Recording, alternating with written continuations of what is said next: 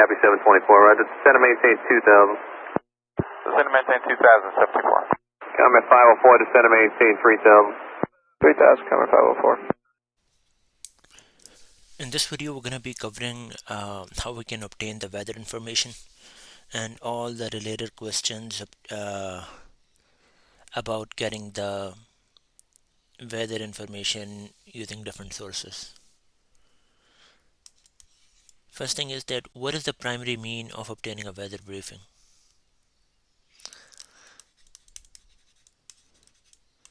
So the primary mean of obtaining the weather information or weather briefing is the flight services station.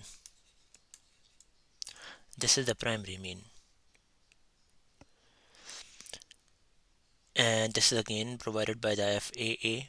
And basically what we do is like either we go to like call 1-800 WX brief,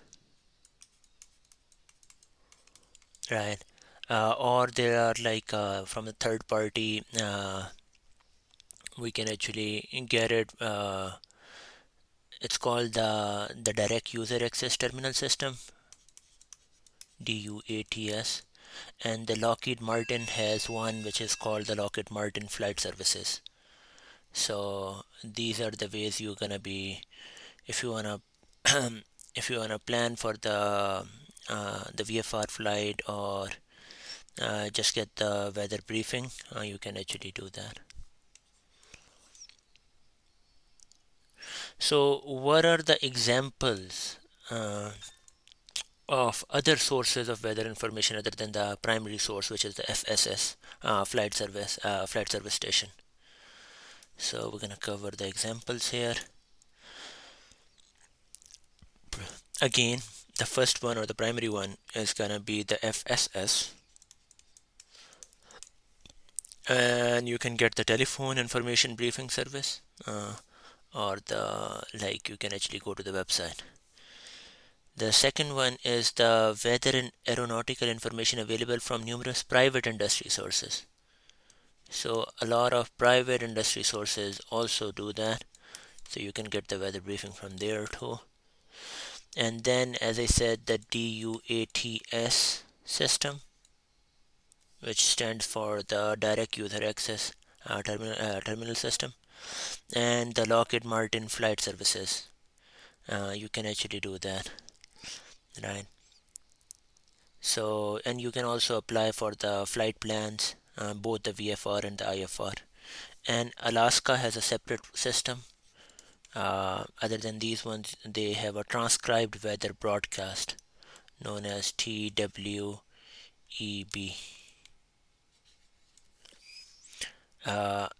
Yeah, this is only in Alaska.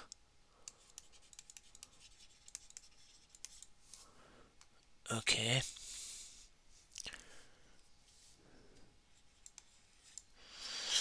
Okay, you are planning for a cross-country flight. Does the weather data provided by the commercial or third-party vendor satisfy the pre-flight action? So the answer to that question is that he should be basically the information given to you by Lockheed Martin Flight Services or the any of the private services, they may not meet the FAA quality control standards. So all operators and pilots basically should request an appropriate description of services and provider disclosure. So always consult an FAA flight services specialist.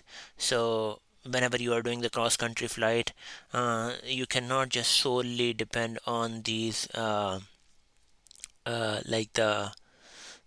third-party vendors.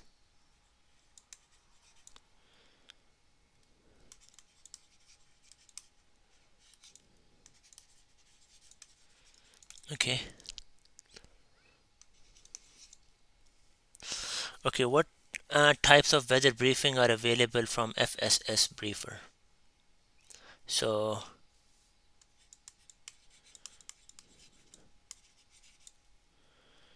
types of weather briefing.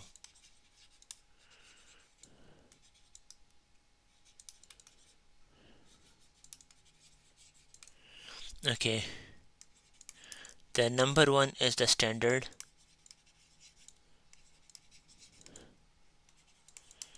Then we have abbreviated.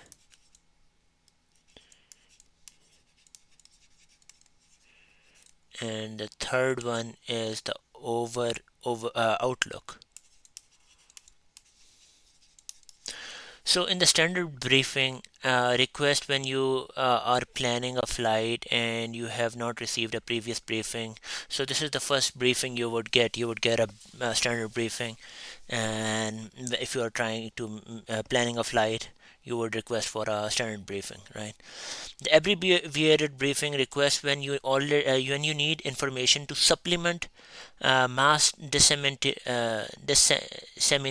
data, or you have already have a briefing and you want to update the previous briefing, or when you need only one or two items, so you will use the abbreviated briefing. The outlook briefing request whenever your proposed time of departure is 6 or more hours from the time of the briefing. So basically, standard is gonna be you are about to fly. You're gonna be requesting for standard for the first time. Abbreviated is you already had it and you just wanna get a supplement briefing, meaning a briefing on top of another briefing, or just like just wanted to update the previous briefing. Then you will use the abbreviated. And uh,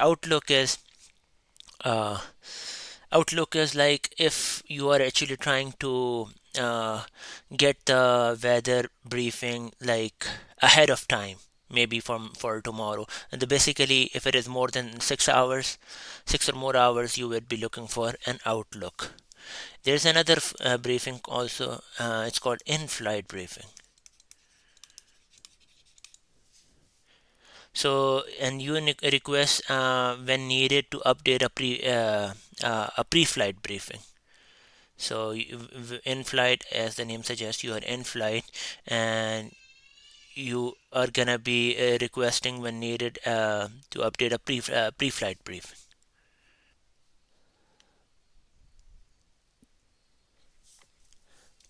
Number 5. Okay, so basically when you're looking for a weather briefing, what information should a weather briefing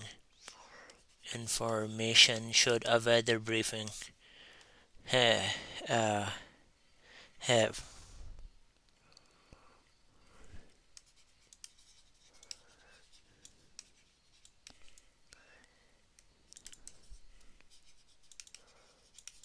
Right. So it should have, this is like we're gonna be actually covering like the uh, a long list here, so I'm just gonna write it down. Adverse conditions should always make a part to the weather briefing. VFR flight not recommended.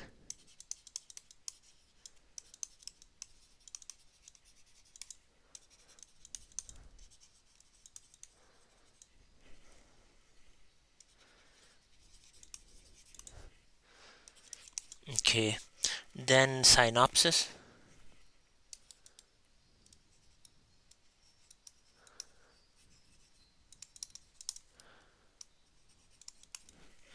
It should also have the current conditions.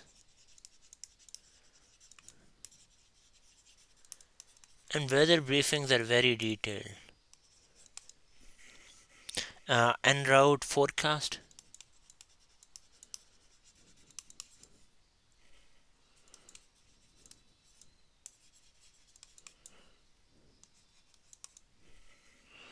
Uh, Destination forecast.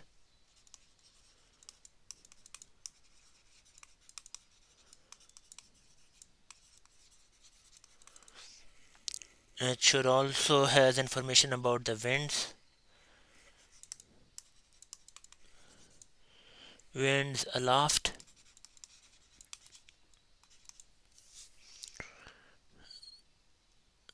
Okay, the H is gonna be the NOTAMs. Basically, NOTAMs are the notices to the airmen. HI. You should have the ATC delay. Like if there's any like air traffic control delays, you should know that.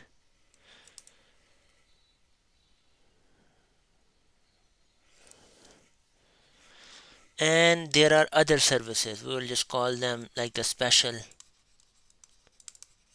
services, which will contain like you can request for these information. The special use airspace, and then the specially use airspace related stuff, including alert areas like the military areas, military training areas, warning areas, those kind of things.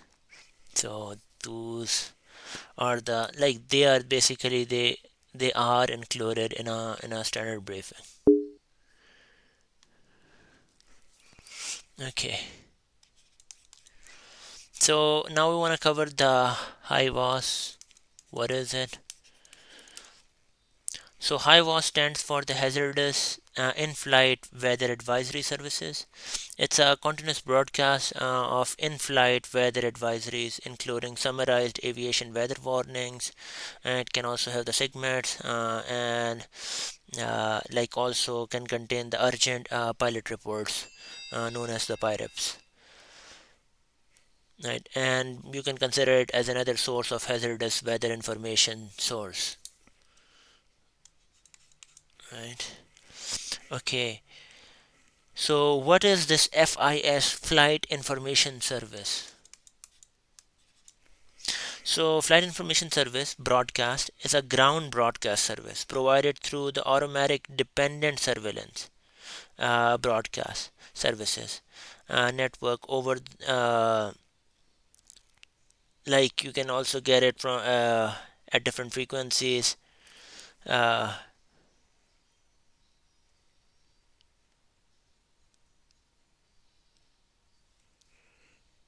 so basically it's a ground broadcast service and it is provided by the automatic dependent surveillance broadcast.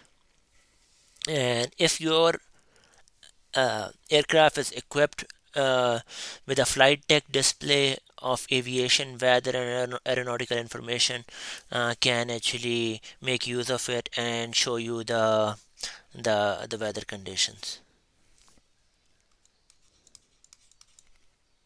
Okay. Uh, so this FIS, right, can onboard data link weather, which is the FIS, be useful in navigating an aircraft safely around the area of thunderstorm. So if your aircraft is equipped with the FIS, which is the basically it is a data link, and it can uh, like it can actually talk to the weather surveillance radar system, which is actually on the ground. So uh, uh, can we what do you call can we trust that or navigate using FIS system? So the answer is no.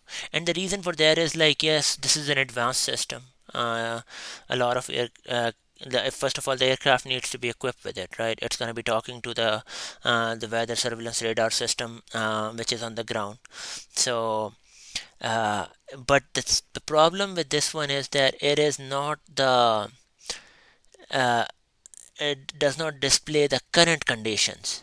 What it displays is a snapshot of recent information. So the data is typically updated every 5 minutes, but it can be as old as 15 minutes, right? So for tactical avoidance of any thunderstorms or anything, you shouldn't be using that. Okay. Okay, now the last thing I wanted to cover is like if you are en route and inside the plane, right? And how can you obtain the updated weather information? Like, what's the way to get an in-flight weather information? So again, here's a list. First, you use FSS, and the frequency is always 122.2, right? And you can also use 122.2, or there are other, if you are aware of any remote communication outlet frequencies, you can use that. So first thing is talk to FSS, right? Then the ATIS broadcast, it's always broadcasting along your route of flight. You can actually tune to the ATIS in order to get the information. Then HIWAS, again, hazardous in-flight weather advisory services. Then this FIS system, which is the if your plane is equipped with it, datalink weather, right? And the cockpit actually displays this FIS information. And the last one is you can just talk directly to the ADC, and depending on their workload, they may or may not be able to give you the weather information. Those were the things we wanted to cover. Thanks for watching.